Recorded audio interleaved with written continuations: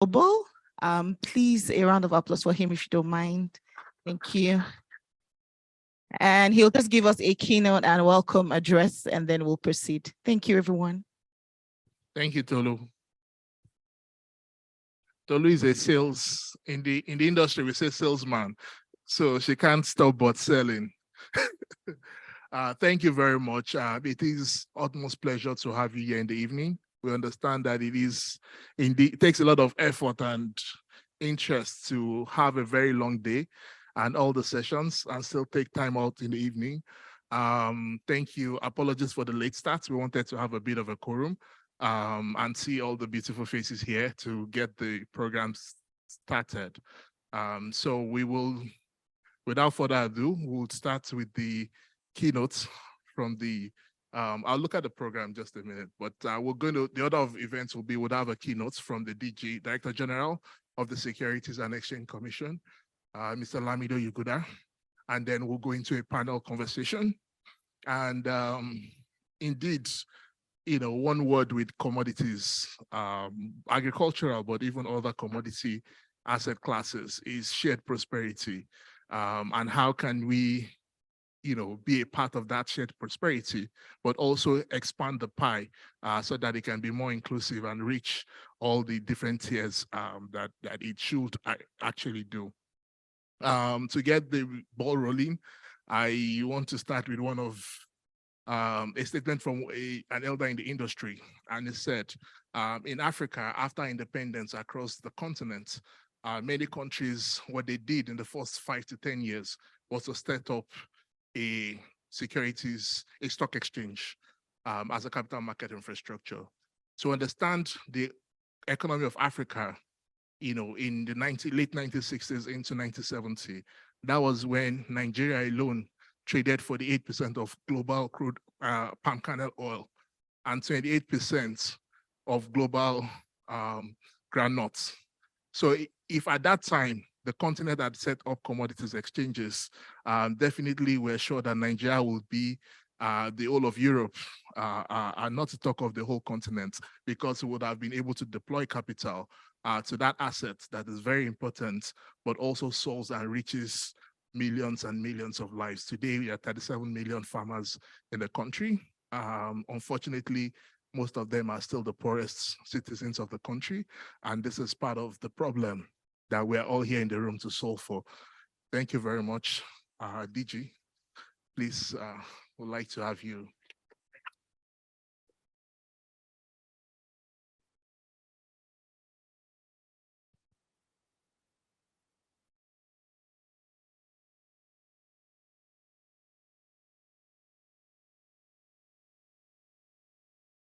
So good evening, distinguished colleagues, and thank you, Deji, for that introduction. So I think we've changed the order of the program. The program had me as delivering the keynote, also being a member of the panel. So we've made a slight change to that. I'll deliver the keynote, and a colleague of mine, Abbas Abdul Qadir, will be on the panel, but I'll be in the hall actually throughout the session.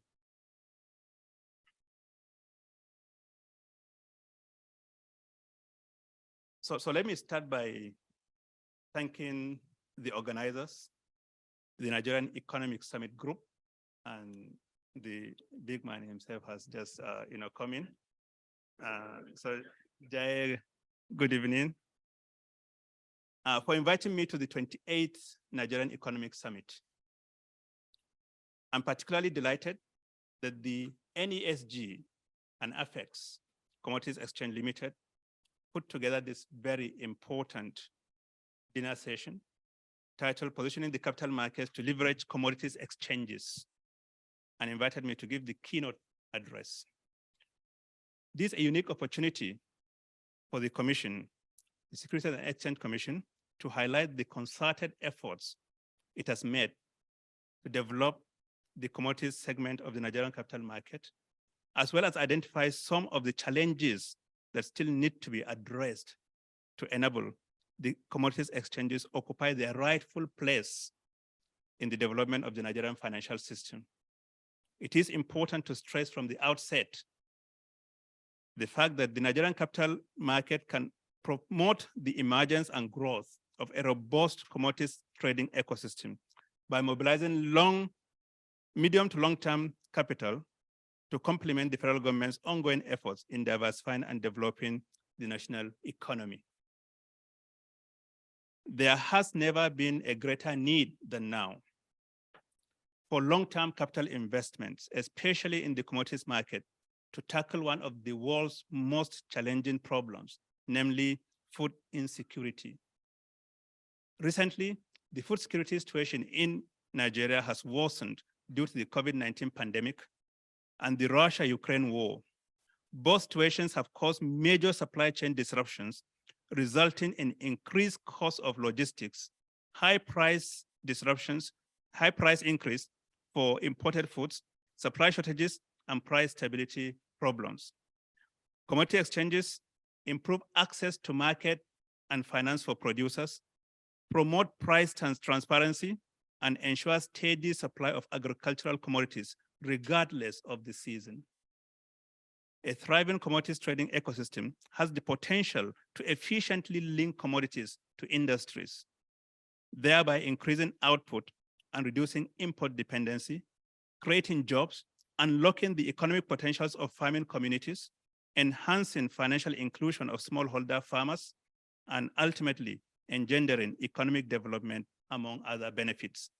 In addition, commodity exchanges ensure compliance with grading and standardization, which improves the quality of commodities traded. They also unlock finance through the warehouse receipt system and help reduce the exploitation of smallholder farmers due to improved price transparency. Prior to the emergence of oil as the #1 revenue source in Nigeria, more than 5 decades ago, agricultural products and solid minerals were the key exports of our country. Interestingly, the agricultural sector remains the largest, with more than 24% contribution to nominal GDP in the fourth quarter of 2021. Despite this, Nigeria's agricultural productivity is insufficient to meet the food demand of its more than 200 million people. Recent efforts by the federal government have seen Nigeria making a significant headway in de-risking the agricultural sector and providing access to finance for small-scale farmers. It is a well-known fact that the federal government has intervened at various times through the Central Bank of Nigeria with initiatives such as the Anchor Borrowers Program, the Agricultural Credit Guarantee Scheme Fund, Commercial Agriculture Credit Scheme, and Nigeria Incentive-Based Risk Sharing System for Agricultural Lending, otherwise known as NASAL, among others. As you may be aware, the Securities and Exchange Commission has so far registered 5 commodities exchanges, offering several products and services with many capital market operators authorized to transact on the exchanges. In 2014, the Commission registered the first private commodities exchange, AFEX Commodities Exchange Limited, in recognition of the key role commodities play in our economy and the critical position the sector is set to occupy in our quest for growth as a nation. The SEC in 2017 set up a market-wide technical committee to come up with ways of developing and rejuvenating the Nigerian commodities ecosystem. The committee came up with a comprehensive roadmap with about 40 recommendations to be implemented in 4 phases spanning an 8-year period from 2018 to 2025. An implementation committee comprising relevant stakeholders was constituted to implement these recommendations. Since then, several roundtable meetings on the commodities ecosystem have been held to galvanize ideas and secure the buy-in of relevant stakeholders. The Commission's 10-year Capital Market Master Plan, 2015 to 2025, contains initiatives aimed at developing a thriving commodities trading ecosystem in the country. However, various developments and trends necessitated a review of the Capital Market Master Plan to ensure that it is not only supportive of the Commission's plans for a globally competitive market, but also fit for purpose to accommodate our peculiarities as a nation. The updated Capital Market Master Plan underscores the Commission's commitment at ensuring that the Nigerian capital market remains relevant in repositioning the country's capital market in terms of its competitiveness and attractiveness, with particular focus on the commodities trading ecosystem. The new roadmap will be formally launched by the Honorable Minister of Finance, Budget and National Planning at the forthcoming Capital Market Committee meeting to be held in Lagos next week, precisely on the 24th of November, 2022. With a well-developed and vibrant commodities trading ecosystem in Nigeria, we will be able to substantially address majority of the current challenges facing the nation's commodities market, including lack of storage facilities, poor pricing mechanism, and non-standardization of products. Again, several niche markets will be developed to spur specialization and efficiency in the system, leading to development in important areas, including employment generation. For these reasons, the Commission will continue to collaborate with key stakeholders on ways to overcome the challenges that hinder development of the Nigerian commodities ecosystem. Already, we are collaborating with the Standards Organization of Nigeria, SON, in order to develop a grading and standardization system that will align with international best practice, which is an important precursor in achieving vibrancy in the commodities markets. In addition, we are having exploratory discussions with all relevant regulators and agencies, including the Central Bank of Nigeria, on promoting liquidity of instruments traded on the commodities exchanges to enable the securities to be discounted and accepted as collateral for funding. Ladies and gentlemen, I assure you that the Commission will continue to improve the existing regulatory framework on different areas of the commodities trading ecosystem, such as the electronic warehouse receipts and collateral management, among others. While acknowledging the successes achieved so far, I believe there is much more waiting to be done. The current level of transactions being carried out through the commodities exchanges in Nigeria is still very insignificant when compared to the commodities market potential of the country. The Commission is committed to continue its robust education and enlightenment campaigns, stakeholder collaborations, and pursuit of favorable government policies, including strengthening legal and regulatory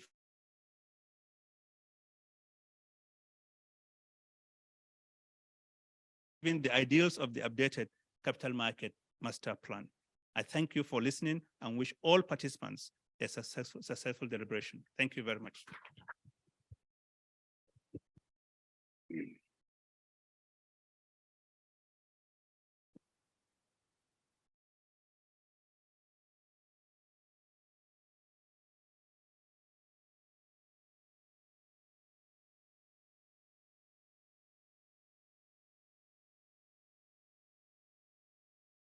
Good evening, ladies and gentlemen. Thank you, Mr. DG, for that very insightful opening remark and keynote address. Please, can we get somebody to help us move this to the side? Thank you. So like the DG has mentioned, the NBS says that agriculture is accounting for circa 24% of the GDP of the nation. Now, this agriculture we're talking about is still in the very infant stage in Nigeria. We haven't scratched the surface at all. I mean, the discourse here is predominantly going to be around agriculture. And agriculture is just one little aspect of the commodities market. The commodities market is made up of metals. It's made up of energy products. We haven't even looked in that direction yet. Yes, there is some semblance of listing of gold on some of the exchanges, but there's still a whole lot that needs to happen. So imagine if we develop the commodities market. If at this point it's contributing just 24%, if we now harness everything and bring in everything commodities into an exchange where it is standardized and traded, you can imagine the kind of impact it will have on our economy. So this particular session is very important, and so it's been very nice to have a very full room, you know, with policymakers as well in attendance, so that some of the things we deliberate on, they will be able to like take it out. I'm happy Dr. Salami is here. Good evening, sir. You're welcome to the program.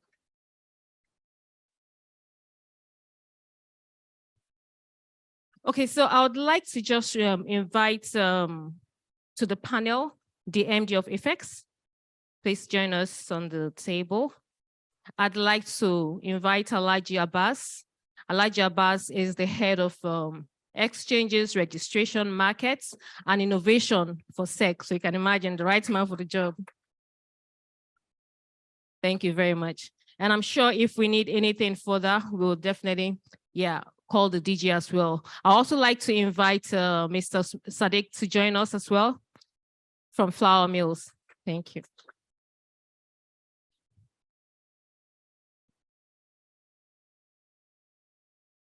We are going to try to make this as interactive as possible.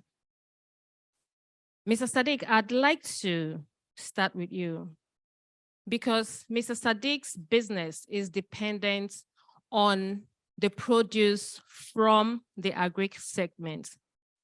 And I believe that Mr. Sadiq would like a situation whereby he can sit in his office and produce that he needs that's input into his final product is delivered to him without him worrying about a lot of things, logistics, backward integration, or any other kind of hurdles that he has to cross. So Mr. Sadiq, as a major stakeholder, that uses agric products or agric produce, what would you say has been the most challenging bit of assessing commodities? And what do you think, Dr. Salami is here, so you can say quite a bit. What do you think, what are the challenges you're currently facing, and what would you like to see happen in this market? Thank you very much, Fiona. And thank you for putting Dr. Salami on the spot. I get this feeling that whatever we ask for today shall be granted. So, thank you very much for the invitation to speak. I felt a bit out of place here, even wearing a tie, which I don't normally wear these days because of the nature of work that I do. By way of context, for those of you who don't know, I work for Flour Mills of Nigeria. It's a publicly listed company, so we're one of SEC's people, but we're listed. We're here to talk about a different kind of listing. But by way of context, many of you may not know some of the figures. I'll just give you now for context so that it gives, maybe that's why I've been invited here.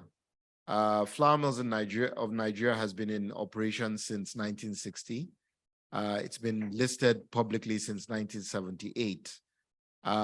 We have about 21 production sites across the country in about 14 states of the country.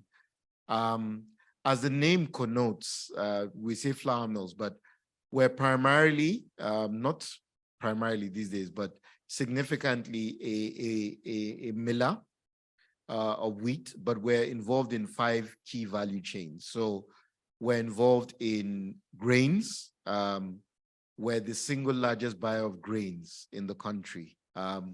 We're responsible for buying approximately 5% of Nigeria's total maize. So 12 million, we buy 5% of that. And we're responsible today, I think, for buying about 40% of Nigeria's soybean production.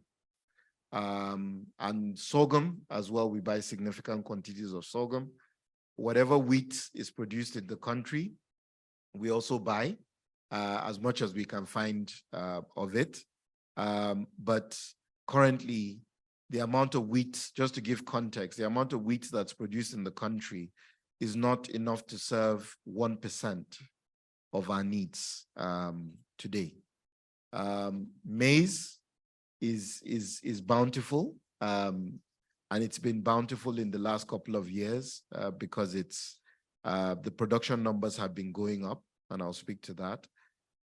But the difficulty is, and I was saying this to some people before the start of the session, so just to give some further context, we do majority of our grain purchases because of some of the infrastructural impediments in the country, lack of storage. We only have one major farming season, as you know, that is just starting now in the harvest. So all of these commodities that I've spoken about, whether it's sorghum, maize, soybean, we buy typically about 75 to 80% in a 6-week period that is starting roundabout now. And on average, if you look at maybe the average price of grains today, Adedeji can correct me. He's always giving me high prices, but Fair prices. high prices. If you look at the average price of grains today, and they've been going up from what he tells me today, even though that's not what my people are telling me, we would spend on average 75 billion naira in the next 6 weeks to buy grains. And this is assuming the price of grains about a month ago. Since I'm not trying to link anything, but since certain announcements have been made in government, the price of grains have been going up quite significantly.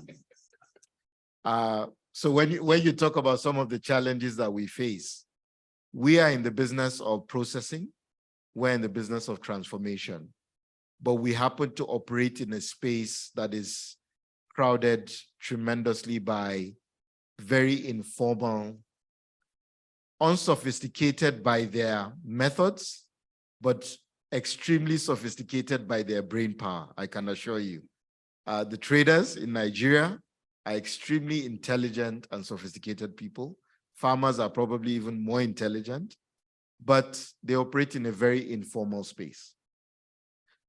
We're requiring huge outlays of capital to spend, and they'll be carrying costs that we'll have over the course of the next financial year till the next harvest. So we have a huge requirement. I see one of our bankers here. As you can imagine, this is a time of year when banks are trying to tidy up their books for the end of the year, and that's when we need a lot of our own resources.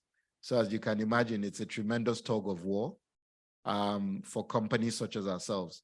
But we are flour mills, so we have significant leverage and buying power in the market.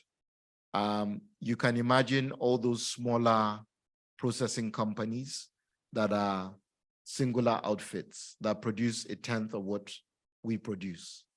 They don't have we have, Adedeji can correct me, I think we have about 300,000 metric tons of storage now across the country.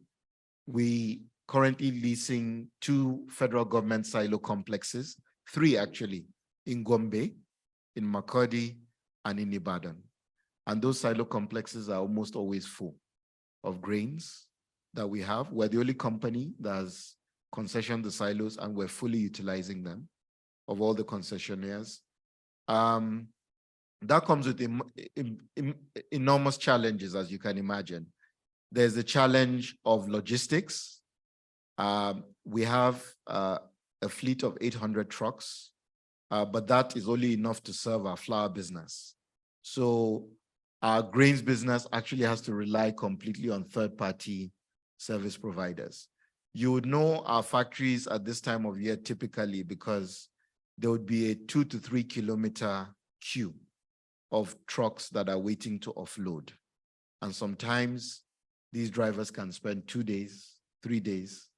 I hope you're not listening so that you don't charge me anymore. 2 days, 3 days. So these are the kinds of issues that we face. Just wanted to give some context as to why we're probably here sharing the stage with these esteemed gentlemen. It's forced us to, and my final comment is, it's forced us to get involved in certain kind of economic activity that we would rather not get involved in. It's a strain on our own investments and working capital, where we're now a logistics provider, we're a storage provider. We employ a significant amount of people to do quality assurance, as you can imagine, all over the country and to preserve these grains for many months.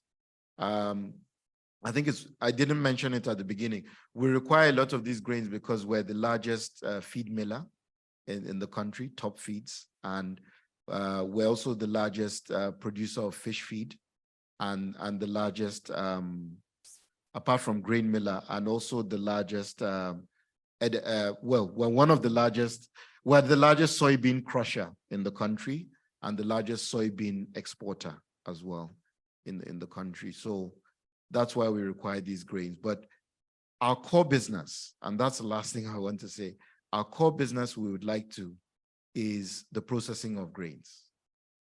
And we would like to stay in that core business. But because of the nature of the commodity space in Nigeria, we invest or have to invest a significant great amount of resources in backward integration, in logistics, storage, quality assurance, and the risks that are inherent with that. So I think that's some context. Thank you. You still haven't asked Dr. Salami what you want the government to do. So I I'll will just to that. hold it. Yeah, hold it. So let's go around the table and then probably you now bring it up. Okay, so Dr. Salami wants to talk ahead of time. Yeah? I am an advisor. Sure. I will advise. Yeah. Yeah. The advocacy. Sure. Yeah. The advocacy is all we want, sir. Thank you very much.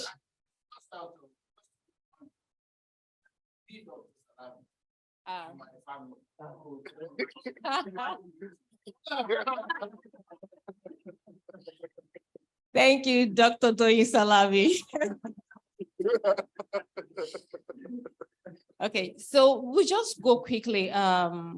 Mr. Usman has just mentioned that he's had to deal with small or informal, traders here and there. And I know the essence of SEC is trying to build a commodities market that is vibrant, that is all encompassing. What is the SEC doing to bring all the smallholders, traders together? And the landscape is changing very fast. So I believe you'll see products coming in from different quarters. AFEX is dropping different products they want to do. How is the SEC equipped to move with speed, understanding the products, first of all, move with speed to, regulate it, and even to protect investors who are going to be parts of the ecosystem? Thank you, sir. Thank you. Thank you very much. Good evening, ladies and gentlemen. Thank you, Sadiq, for reporting Deji, for giving you high prices. I believe with the permission by DG, we'll investigate that one later. Okay, thank you. And it's really a pleasure for me to be part of the discourse, really. So I think the DG has really touched on those aspects in his presentation, but very specifically, the commission commissioned a project which is called Commodity Trading Ecosystem in 2016, 2017. And then a report came up because it's a stakeholders, initiative, comprising regulators, operators, other relevant stakeholders. And then we came up with a report. And that report really, 40 recommendations, key recommendations, and two or three recommendations really talk about how do you really galvanize, bring up these smallholders farmers into the offing. What do we need to do as regulators to really address the entire issue of value chain? We realize that it's not just regulation alone per se, but there are other critical issues that you need to really put in place. And really, smallholders farmers are one of the key that we really try to see how we can bring on board. You bring them on board through the exchanges that we have actually licensed. And I think I can say that we're really impressed with some of the outcome that we can see. Because one of the key initiatives really is to be able to now come up with this, rejuvenating this cooperative, farmers cooperatives. And through this farmers cooperative, you can see the nexus, bringing out the smallholders farmers to these cooperatives. And then the exchanges, because they are really closer to the cooperatives, to the farmers, we encourage them. We came up with certain rules or policies, and we make these rules to be very facilitative in nature, to be able to now bring out these smallholders farmers, linking them up with the exchanges. And by the time when they are linked up with the exchanges, even their produce, they can be able to now bring it on board to these warehouses. And that is why we have all this regulation on warehouses, warehouse collateral management or collateral managers, and they, of course, warehouse receipts. But what thing that you need to do is to even bring these guys on board. Let them even appreciate and see the value addition that commodity exchanges can be able to bring. And I think that is really what we did towards that end. And I can even tell you a story. Last month, the AFEX invited us to Kaduna State. And in that, what happened, they were launching a grain processing zone, plant, which is about 30,000 metric tons. And you can see the testimonies that these farmers were really giving, because these cooperatives came and each and every farmer was able to say that, look, they were able to really have a kind of value impact by associating with the exchanges. They were able to get inputs. Aside from the inputs, they were able to make their produce. And again, they were able to get this support of these extension service workers still through the exchanges. So what we did is to really facilitate this kind of things to happen as a regulator. And I think in that regard, I can say the SEC really has been very, very much focused in terms of facilitating that kind of end. And you can see the nexus. To the extent that when they were even interviewing some of the farmers, they were saying that before they cannot be able to even make 20 bucks. But now with this kind of intervention from the exchanges, they were able to make 20. One of them was even telling us that, look, he can beat his chest to compete with the chairman of his local government, because he can enter his car with AC, with, just to give a kind of testimony, what they can be able to. So this is just to underscore, the importance of addressing the value chain through regulation, facilitative regulation, and then linking up the real economy. Because for me, I can say, yes, you can see the linkage in terms of real economy. Over 300 farmers benefited. That is really an excellent, proposition that I can say the SEC has actually facilitated. So if we didn't give license to the exchanges, it means we cannot be able to open up this kind of corridor. You cannot be able to support these farmers in that respect. So I think that is one of the issues that I can say, yes, facilitative regulation is key. Trying to address value chain issue is very important. And again, try to collaborate with other stakeholders to be able to achieve this. Now, to your issue with respect to products, yes, this is one other area that the SEC is very keen about. Right now, I can say we have a couple of, requests or proposals for products. And these products, start from the input notes, which I talk about, and you have this kind of spot contract, because you need to develop the spot market first before you talk about derivatives. So, and that is really key. And what we really did at the SEC, we came up with regulation to allow those kind of initiatives to even come on board. Now we have these products and we're reviewing these proposals. The asset-backed commercial paper, if they call it in the market commercial paper, but this is asset-backed. So it's linking to the asset or the produce, and then you can be able to see, again, value addition in terms of financing. You finance and you can be able to make, sorry, am I the one interrupting? Oh, all right, sorry. Apologies. So I think these are some of the products that I really, and we're really, ready, to really take up this initiative. It's not only just for just one exchange.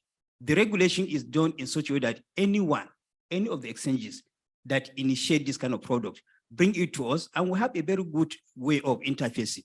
We sit down with the operators. We don't claim that we know it all, but we sit down, we review areas that we have concern, they take it on board, they go back and they tweak, and then eventually we can say, okay, now let's start with a very plain, simple products, easy to understand, so that the market can really ride on that one.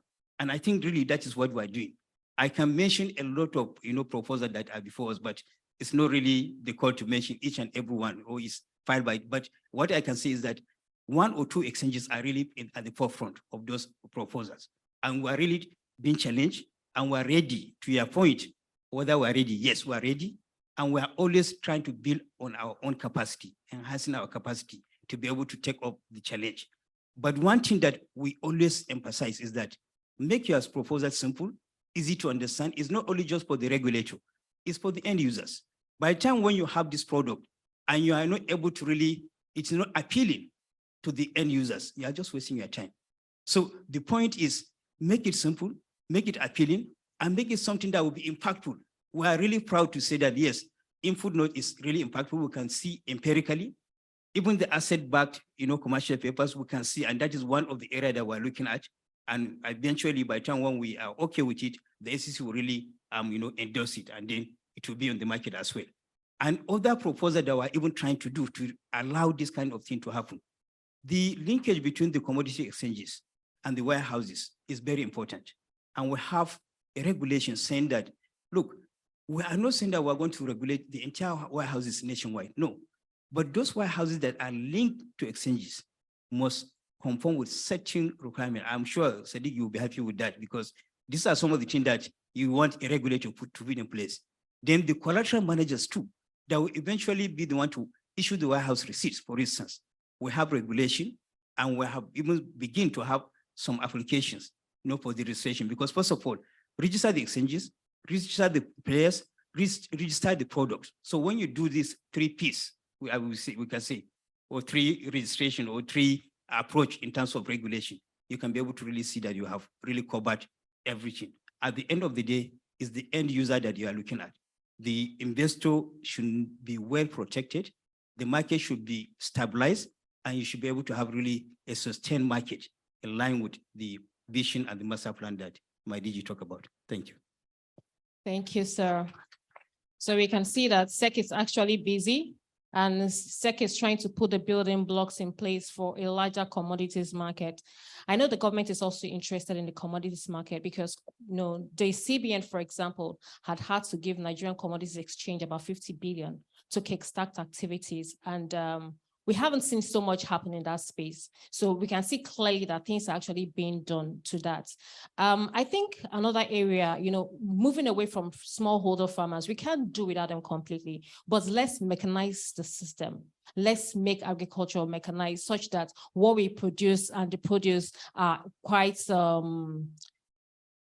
decent and bigger and larger to serve the group. Look at what Flour Mill said. If Flour Mill, is accounting for that large volume that is going on in the market, look at the other small companies that are trying to come into the same space as they are playing. They're going to die off because they don't have the muscles that the Flour Mill, for example, is going to have. So having a vibrant commodities exchange is really a must for the Nigerian economy to grow. I'd like to come to Adedeji. We've seen governments do some things, and you are running an exchange. What would you say are the challenges that you are facing? And what do you think that governments or the regulators need to do to help you forge ahead and also encourage other people to come list their products and bring their produce to the commodities exchange? I've tried to do this over a decade and a half before we were licensed, with all the support and the weight of the federal government behind them. And, it still was a challenge when we came on board, and we just sort of focused on an innovative led path to say, look, what are the problems that need to be solved? What are the key areas of impact that we can have on the ecosystem? What are also the value propositions that are important to our buyers, and how can we articulate this together? Then spending the first 5 years building the physical infrastructure, really connecting and ensuring that you can preserve the quality and the quantity of the grains.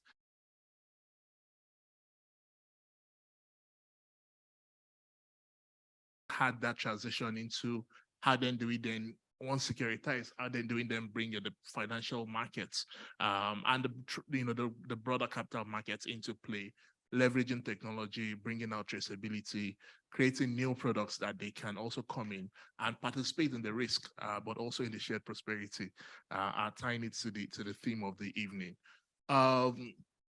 So the journey was really first saying what are the problems the smallholder farmers want to solve for, because when you look at production, right, it only gets into the gates, the factory, when you get it right from the farm. So our approach is a farm to factory approach, whether it's factories is local here, and for some of the products that are exported, the factory is really a destination port where it's going to. And then saying what are the biggest problems the smallholder farmers have? What are the ones that we can solve for commercially and at scale? And how can we solve these things in a way that it then supports the growth of the market? So zoomed in on three very core problems. One is, their productivity. So, and this boils down into what input do they need? How do they get it financed? How can we unlock that financing for them? The education they need, and then creating a digital ID for them. Some of our farmers are the first to have a bank account in their generation, literally speaking. Sometimes you see that for them, a bank account is like an infrastructure. 5, 6, 7 members of the same household share that single bank account that one person has. But being able to really get this thing, give them a BVN. So that's one part. And that leads into the productivity, primarily the loan, the inputs notes as approved by SEC, which were able to raise capital for them. The second is then storage. So, when you can preserve that grain, a grain that comes in 3 days after the warehouse or a week after the warehouse gets into a right processing center, versus a grain that gets stored at home over a course of 3 to 9 months has almost a 20% change in value. So the farmer is prone to losing up to 20% of that value if he doesn't have a formal access to store in a certified warehouse. And no farmer has the cost to carry the burden of building a warehouse. So we're the first actually, in the West Africa to provide a storage as a service model where a farmer can store 3 bags over a month and get paid 50 naira per bag per ton. I mean, we address it per ton, but they literally can bring in 2 bags and store and provide this real grassroots. And then the last one was access to markets. So you see the build up from the point where he needs to farm, where he harvests the commodities to the warehouse, and then when he needs to convert it to cash. And building that 3 things together and solving it simultaneously, has given us tremendous impacts, but also, contributed very significantly to both national prosperity and food security. But then looking at it on the other side of the buyers, what do the buyers want? First is just being able to have easy trade. Mr. Usman was talking about the hurdles and the investments that they have to make every year. And they've been doing this for several years, several decades, to be honest, before they can secure and run the factory. Remember, they're a production facility. They need to produce, they need to market, they need to distribute, they need to get these things from their factory in Apapa to 36 states, 37 really across the country. And they then have the ordeal of also going back the supply chain. If they were trading in South Africa, what they needed to do was literally just have, on a sheet or through a broker, a monthly futures contract, and just need a computer screen. Just need a computer screen. Put it in, literally, this month, this price, this one, this price, it gets cleared, only 10% of the capital. So as opposed to needing 75 billion, at best, they will need 7.5 billion to lock in that trade, and it's fixed for the year. And every month, it gets that product shipped and delivered to him, and then it settles the balance on a month-to-month basis, marks to market. No price risk, no capital lockdown, no inventory hassles, no storage, no 300 field officers with per diems and travel costs, and several reconciliations, motorcycles, and all of those things are required. And and it's not that somebody doesn't do that, but when the market is organized, it creates new opportunity for investors.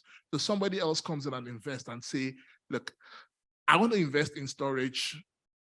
I want to build storage across our country, and I want to earn from storage. Somebody else comes into it and say, I'm a logistics provider. I sign up to the exchange. It's a fixed price per kilometer.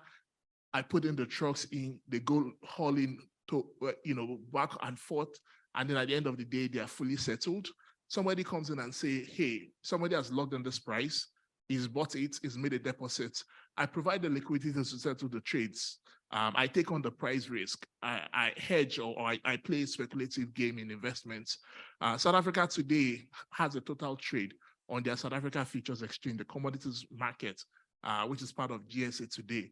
That is 15 times the size of the total underlying assets. So to put it in context, today in Nigeria, so maize is about $20 billion in terms of the value of maize that we produce in country. If we had an active, yes, maize is 3% of Nigeria's GDP. Yes. Maize is 3% of Nigeria's GDP. So if you look at that, the commodities exchange has a power to trade that in a multiple of 10 to 15. In a multiple of 10 to 15. That is the power. We're not talking of gas. We're not talking of electricity.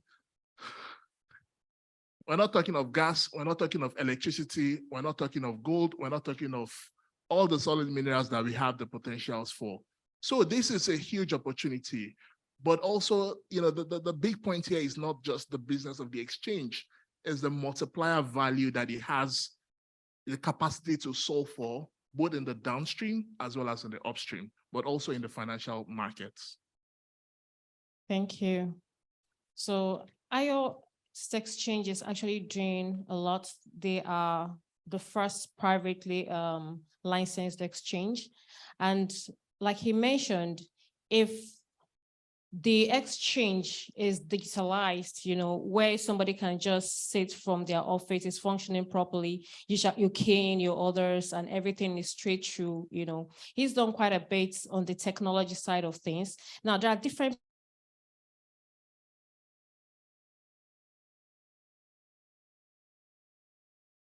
who cannot buy a lot, maybe small, volumes here and there. And there are the speculators who just look at the spot prices and make a bet and, make some money from it. So I'll just stay with you. Do you want to mention some of the products you have on the exchange and how, there are some people here who are going to be retail investors.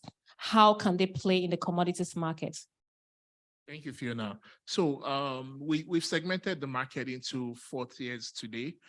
First, what we call the retail cash settled spot markets. And what we've done, like the same way you buy shares and you have a ride on the prices as they move up and down, you actually could, on your phone, invest in maize, soybeans, sorghum, cocoa, ginger, and enjoy that price arbitrage on a daily basis. So every day it's mark to market, it's trade and settled. It trades 23, almost 24 hours, less 15 minutes in a day. So we have a full day trading cycle, and that's one of the innovations on the market. We're probably the only exchange in the world that actually trades 24 hours non-stop as a full commodities exchange. You would only find it maybe in like the crypto space, but that's one of the advantages of leapfrogging technology. I know that's a crazy.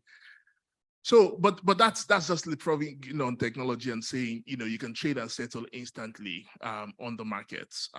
So the ease, it's on the mobile, it's on the web, you can easily access it. You can access it through brokers, you can download and play with it, and you have the information and education you need.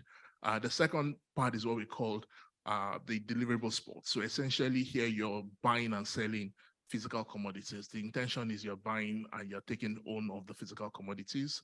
It is primarily for processing companies or asset fund managers. Here you have more liquidity and depth.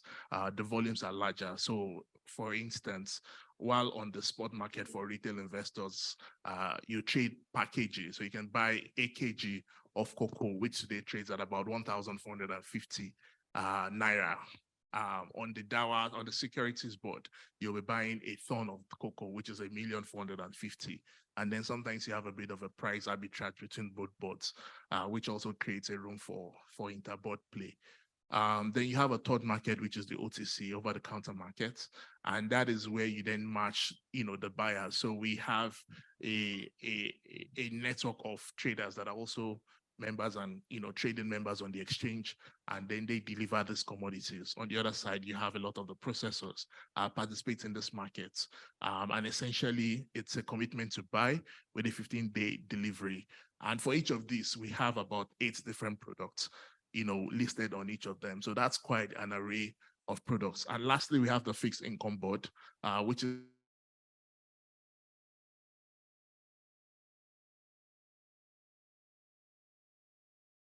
you can go in fixed income, lower risk profile.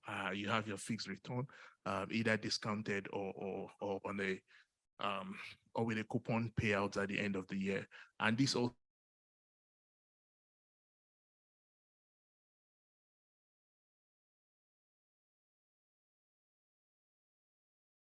we've seen very interesting participation. The market is actually deep and robust, and growing as well. And then we also ensure that you have an interplay between what is going on in the real market vis-a-vis a final trade settle with the cash markets. So the prices are linked. So you don't have difference in price. So whether you're a retail investor buying and selling maize for personal investments, or you are a big user, the prices converge at the end of every day. So you have that security that anytime you want to get in and out of the markets, it's easy. I think today we have, in the peak trading months, we have a market liquidity between 5 to 10 billion naira weekly. So the market is quite deep and allows for you to come in and come out in fairly easily. Thank you. Looking forward to exchange traded funds on the commodities market as well. Yes. So people can have a basket of different array of instruments they can actually invest in. So Sec, another product is coming for you. I think it has even come. It's not that it's coming. It's one of the product that I think we're looking at. And one good thing with the ETC is just similar to the ETF. So we have a framework already for the ETF. So if one understands how ETF work, I think it's just, almost the same. The only thing is that this one is just related to commodity and the other one is related to shares or stock, as the case may be. I can say, look, we're really ready for them. Let them come. So tell them to come in. I think we're really ready for business, really. Thank you. Yes. I'd like to come to you again, Sadiq.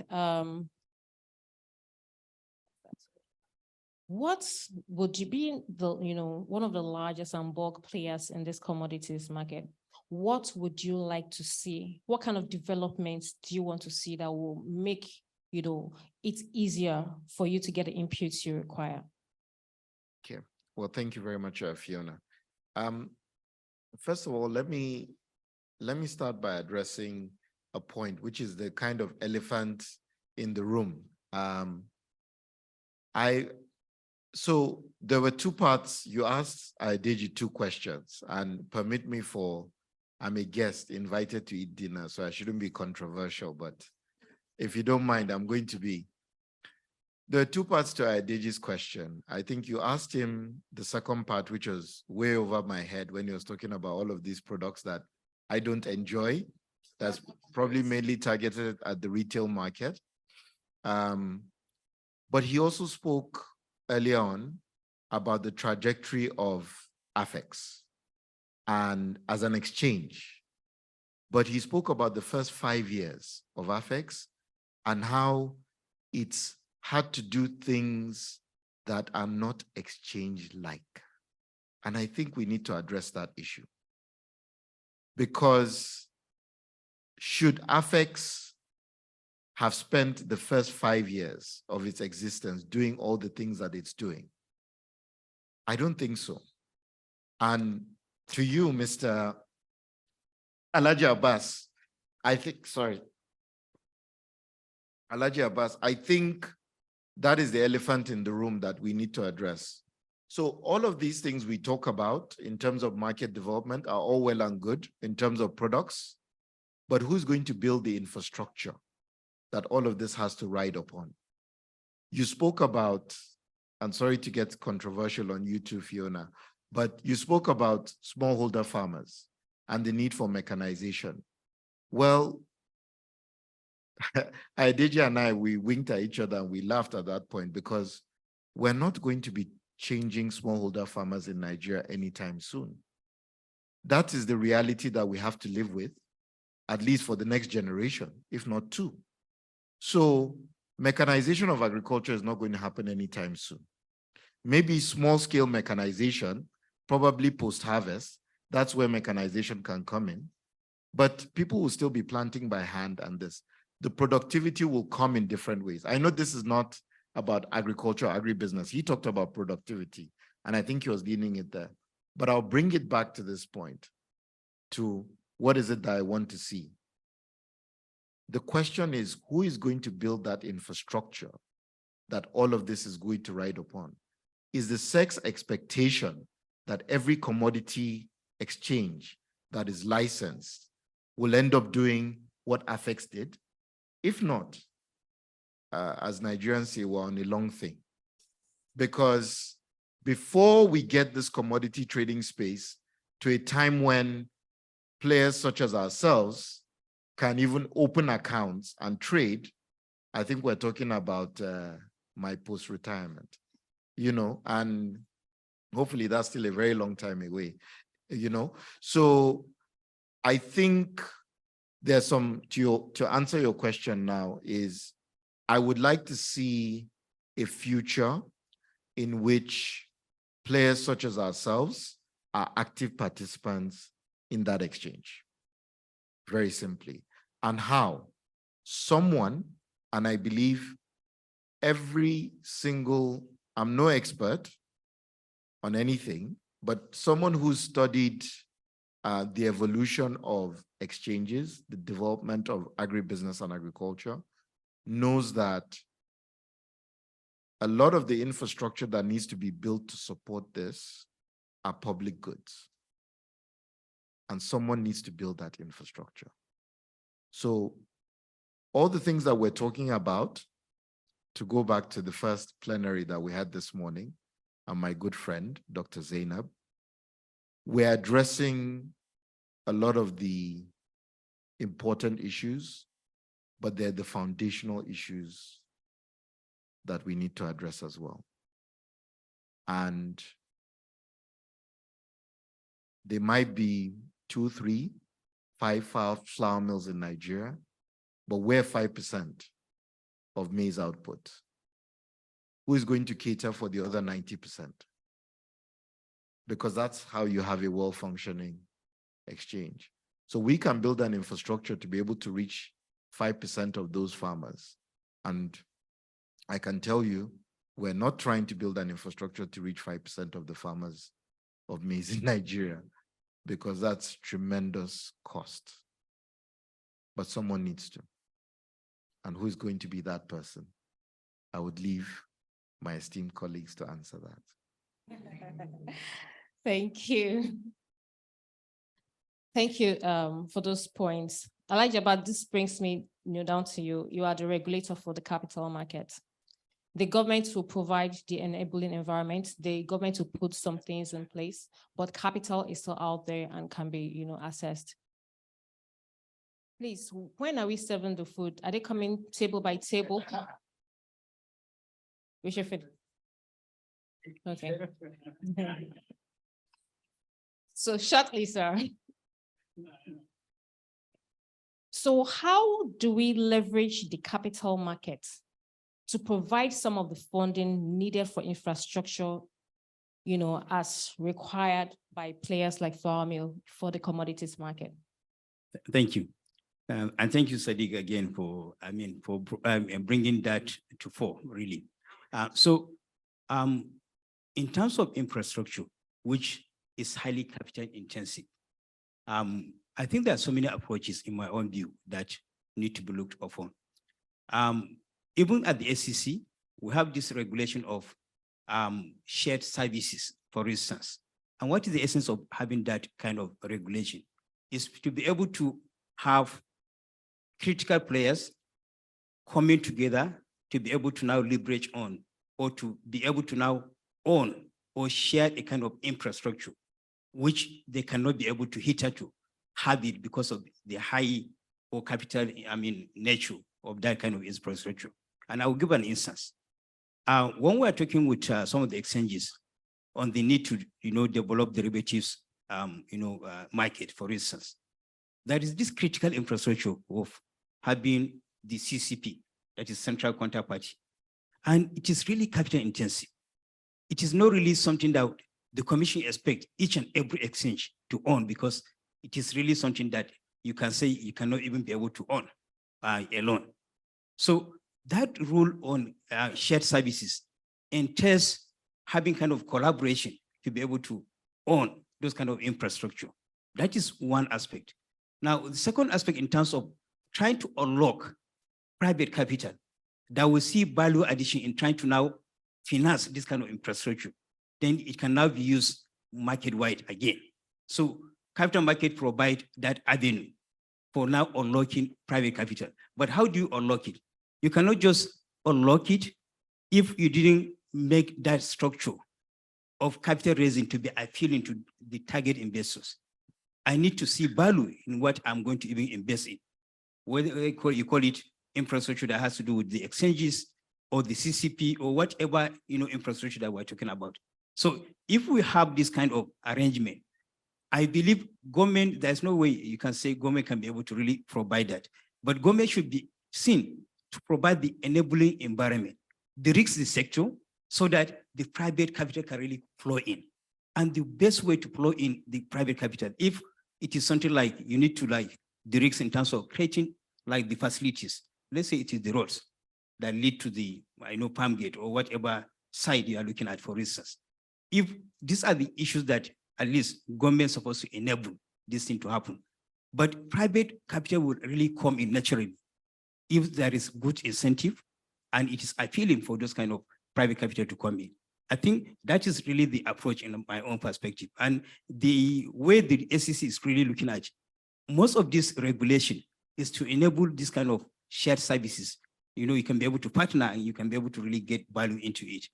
And you can even, in addition, have a kind of strategic partnership with strategic investors offshore to come into your market, invest if they can be able to really see value in what they're investing, and they can be able to really get returns and be able to repatriate their returns. So two ways to it. Governments should be able to enable it to happen. At the same time, the regulation should be able to facilitate, and then the environment as well need to be, conducive for this kind of inflows to come in. I think that's the way I can approach this. Thank you. Thank you. Before we go to, the rest of us to ask our questions, we'll give room for 2 or 3 questions. I don't know if Dr. Salami would like to make any comments. All right. Thank you, sir. Dr. She has declined. Any questions, please? You do have one. Okay.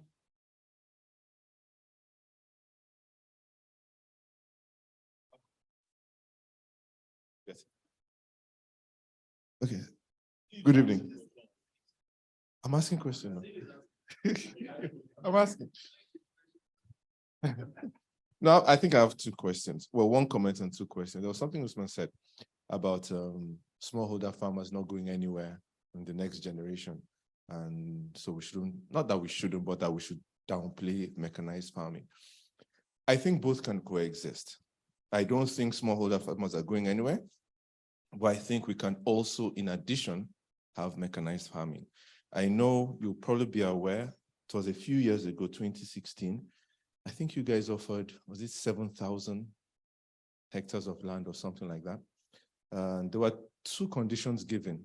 1, grow only maize, and 2, buy the seedlings from you guys. Yes. And nobody took up that offer. Nobody took the offer, right? Everybody wanted small aspects. They wanted to break the land into little pieces and do that, despite giving a guarantee that you would buy 100% of the produce. Yes. Now, that's a discussion, I think, for the capital markets, where what are the reasons we can't take up offers like that? And I think one of the reasons is something I've said for a while. We treat agriculture, when you close your eyes and think of a farmer in Nigeria selling maize in a truck, when you close your eyes and imagine it, I mean, Adedeji was talking about having to register them with BVN. We think of these semi-literate, unstructured group of people, and we tend to lump the entire agri sector into that type of group. We fail to realize that agriculture, in my opinion, is just as technical as drilling oil. And so imagine if you thought of oil industry being run by unstructured people, it will go nowhere. So we need to start talking about what we need to do to bring in the right skill sets and the right educational value, because they are the ones that will be able to transition from smallholding into mechanized. And to take you back a bit, if you remember in the mid-80s to early 90s, our downstream oil sector was entirely run by unstructured traders, basically. And a few young people came together and said, there's value here if we can put in structure. Today, those few people are the largest, well, quote unquote, but I mean, they transformed the entire industry. So we need to start doing things along that line. And it comes back to Usman's question. Who's going to do it? You replace one elephant with another elephant. We know who's going to do it. We need to start finding ways to draw the capital market. And this is where SEC comes in. I don't know that SEC has the power to give incentives, but I think SEC should, maybe with NIPC or something, find a way to get the right set of people to bring in the right infrastructure with the right investment in order to scale, because we can, I mean, lastly, just as a point, there are 17 states in southern Nigeria. If you remove Oyo, Cross River, and any other states, Edo Delta, it doesn't matter. The remaining 14 states is the size of one farm, one plantation producing just oil palm in Indonesia and Malaysia. So imagine driving from Lagos to Port Harcourt and you're inside one farm doing one product. That's it. I mean, that's the kind of thing we should be talking about. And those people are using drones and artificial intelligence for their stuff, and we're still trying to scale from. Anyway, so what it is, what I'm asking is, what is it that AFEX has done a lot of work? A lot of flour mills has done a lot of work, SEC has done a lot of work, but what can we do to pull in the right skill set? And it has to be through incentives one way or the other. That's it.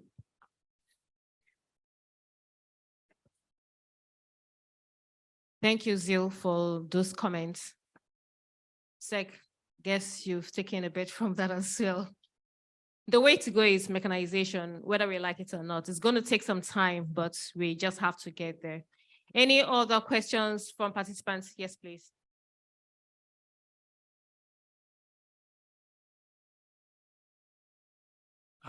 Good evening, everyone.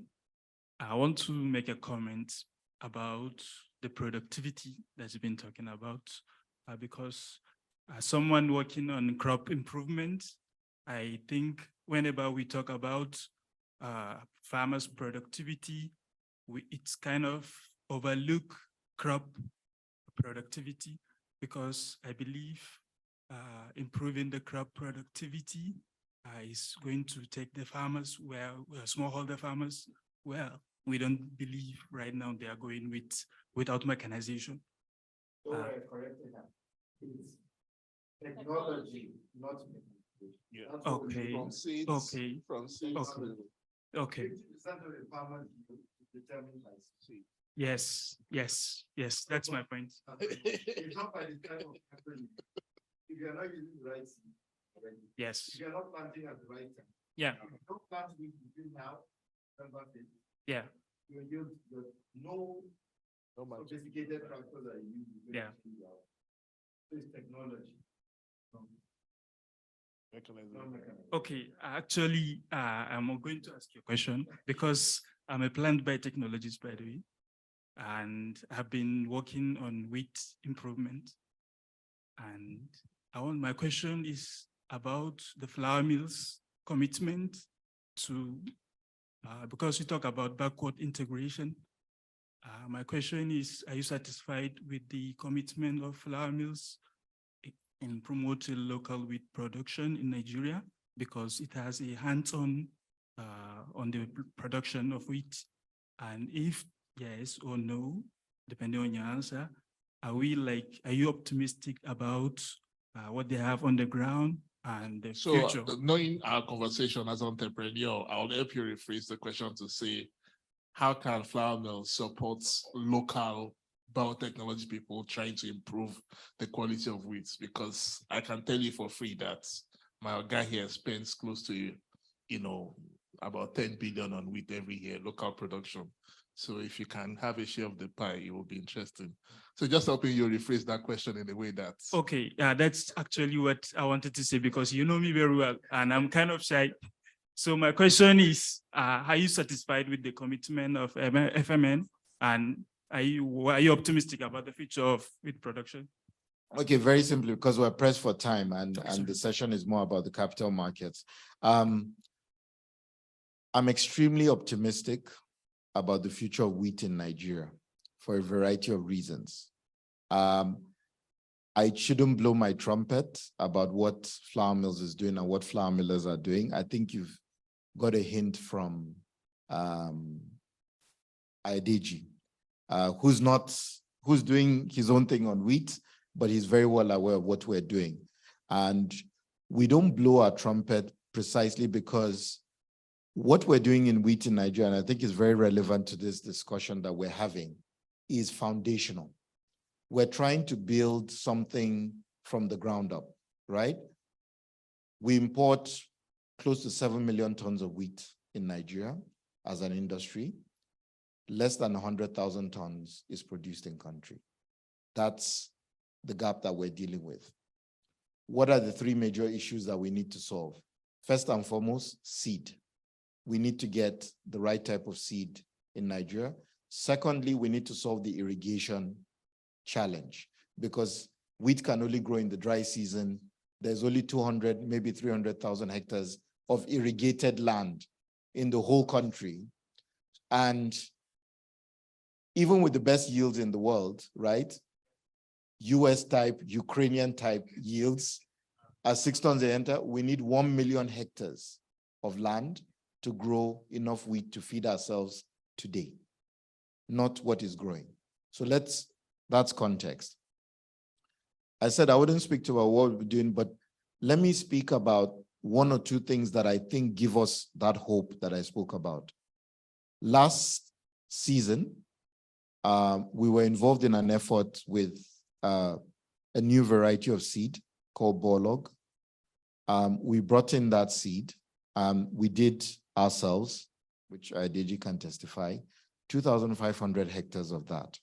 So as an initial trial, and our average yields on that were 3.5 tons a hectare.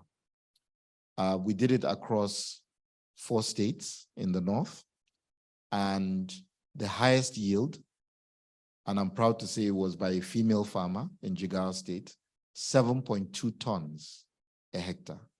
You don't get those types of yields in the US. You don't even get those types of yields in the US.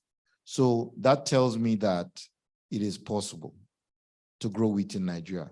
So we have to solve the productivity problem, but then this is a difficult bit for you scientists and for us business people. We also have to solve the profitability problem, because we cannot produce wheat at any cost, like Saudi Arabia, and sell it to millers, because that's an intermediate product that ultimately has to end up with consumers, right? And we don't have 8 million barrels of wheat, of oil that we produce every day to subsidize wheat. So we have to do it in a manner that is profitable for the farmer and that is also cost effective. Otherwise, it becomes a new oil subsidy. Yeah?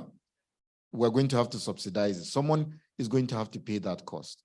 So the other thing I'm pleased to note is that last year, we had farmers that were selling wheat at internationally landed prices in Nigeria and made, well, Adedeji can speak about most of these things because he's in value chain development, and maybe I'm conflicted, but have we solved the profitability and the yield equation? I believe we have. Are we able to scale it to a certain number of farmers that will produce it. That is the challenge that we now have. But that challenge, we're pressed for time because that window is rapidly closing. Is it doable? And the last point I'm going to make is we look at the example of Ethiopia, right? Ethiopia has been involved in a conflict for the last 2 years, okay? But take it 4-5 years back. Ethiopia decided to do what we have embarked on in Nigeria. I use we in the loose sense because the biggest challenge is a lack of cooperation and synergy. Everybody is doing their own thing. It just so happens that in 3 years, Ethiopia has gone from how many 100,000 tons of wheat or so to millions. Ethiopia is going to be exporting wheat for the first time. It took them 3 years.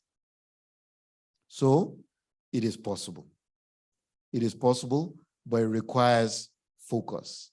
It requires effort, and it requires science.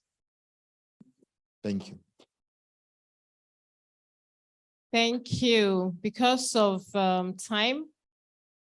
Oh, Dr. Wanuta. Thank you, sir. Right. I'm not asking any questions, so I would like to make just one comment. Many years ago, actually, Sadiq and I used to work in the same place. I had a reputation essentially for being a very uncompromising analyst. But when you sit in government, it's a very different view. And I think too many people are looking at things essentially from an analyst lens. What I would like to say are probably just two things.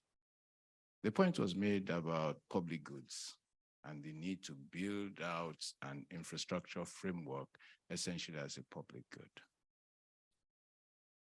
To build out in that way, somebody has to come up with a framework that can work. Let me reemphasize that. Somebody has to come up with a comprehensive framework that understands the value chain and incorporates that value chain in a globally competitive and globally effective way. Now, I put this out because don't say government should. You're making too many assumptions. To begin with, I think there's at least one other person who can speak from the government view lens. You're making the assumption that the government knows that there is a problem. You may laugh, you may smile, but it's an assumption that you're making. They sit, interact with the government. They know. Some of you know. And so until and unless we understand that making assumptions is not going to get us anywhere, you make the assumptions the government knows, probably doesn't. You make the assumption that if it does, it has a solution. Probably doesn't. Probably doesn't. I spent my first 3 months in government just trying to understand what the chessboard looks like and whether the pieces are the regular pieces. Believe me, they ain't regular and the chessboard ain't regular. And so making the assumption that it knows there's a problem, making the assumption it has a solution, making the assumption it has the resources and the capacity, believe me, you're making too many assumptions. And the way forward that I can see, and I think increasingly clearly, is that one, you've got to go back to the assumptions you're making and deconstruct them. It's important. When you say build out an infrastructure framework as a public good, and tell you today, the government doesn't have the money to do so. But somebody's got to be able to put on the table a framework of incentives that will bring effectively private capital into the game. And that really, for me, is the role of the exchanges and the capital market. What you've got to be able to do is to tell the government, those who make policy and who make legislation,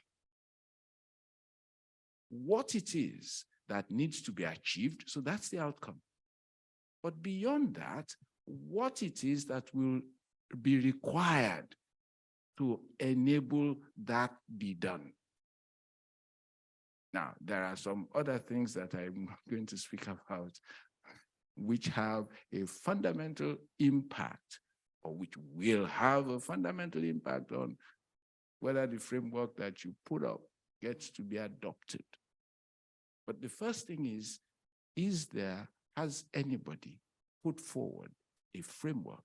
Look, today, I can say, even though I know, we need to, okay, they were talking about farmers, smallholder, You need to be able to map them. If some of the stuff about which we speak is going to work. And so, please, you've spoken Dogo Turenchi, big English. Now somebody's got to break it down in a manner that policymakers, legislators can understand and can work with it. Because failure to do that, we will come back time and again and speak the same big language and not get much further from where we are than we are today. So for me, I've picked up a couple of things that are interesting. But what is important is that the industry has to come together and provide a framework that is realistic and can really be implemented, understanding the constraints that the government faces. If we've put out a budget that says we are borrowing half of the budget next year, then asking the government to go and bring money to do this, to do that, to do the other, ain't gonna happen. The key question has got to be, what is it in the framework that you will propose that brings the capital to the game and brings it on a sustainable basis? So I just thought I would chip that in. At least finally you got me to say something. Thank you so much, Dr. Doyin Salami. And you see why I wanted him to talk. Now he has led us back to the drawing table. We have to go and do some homework, and we take it off from there. Just 30 seconds, final remarks from the panelists, please. You know, what more there is to say? I think the only thing I can say in my defense is I raised an issue. And when I raised it, I said someone has to do it. I didn't give that someone because I know. But that's the benefit of working with Dr. Salami before and watching him operate. So I never asked him to speak in the first place. That's what I'll say for my 30 seconds. Thank you very much. It's a pleasure conversing with you all today. Look forward to keeping up the conversation. I think the agenda has been set. We need to go and build the building blocks. We're doing a very good job building some of the foundational building blocks, but there's still some more work to do. And we're committed to being a part of it. After all, we have no choice. Thank you. Thank you so much. Yeah, it's been an interesting evening. It is building a market is a game of trust. You're building and harnessing the power of trust to unlock capital to build shared prosperity. That process feels like a slow cook. You're cooking dinner, and you're cooking a slow meal, and then the audience is impatience. They're hungry and they want to eat immediately. And you are between the tension of making a perfect meal that needs 7 hours and an audience that want to eat now. Thank you. Okay, thank you very much. I think it's quite interesting, really. I think my own take is, I think it's like we need to really think out of the box.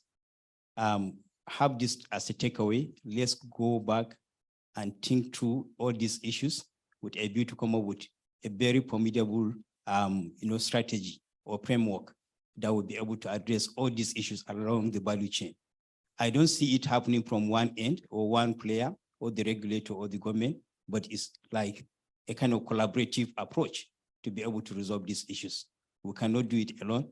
Let's collaborate with the exchanges, other stakeholders, and come up with something that can work for us and can be able to really be sustainable. Thank you very much. Thank you so much. Thank you so much, panelists. So the takeaway from me is, first of all, SEC has to put a couple of people, a team together that is going to bring out this framework. Also to say that the commodities market is not just agriculture. So we have to bring into play all the other assets that have to be in the commodities market. And as well, education is very, very key. People need to understand and know what this market stands for, what it is, and how they can benefit from it. So we cannot take that away. On that note, I'd like to say thank you for being attentive and participating in this session. I didn't introduce myself at the beginning, so I'll do that now. My name is Fiona Ahimie, and I work for AFEX Quest Securities. Thank you. Thank you so much. We're going to get a final, right? No. Okay. Who's going to get a final? Okay, so it's dinner time, please.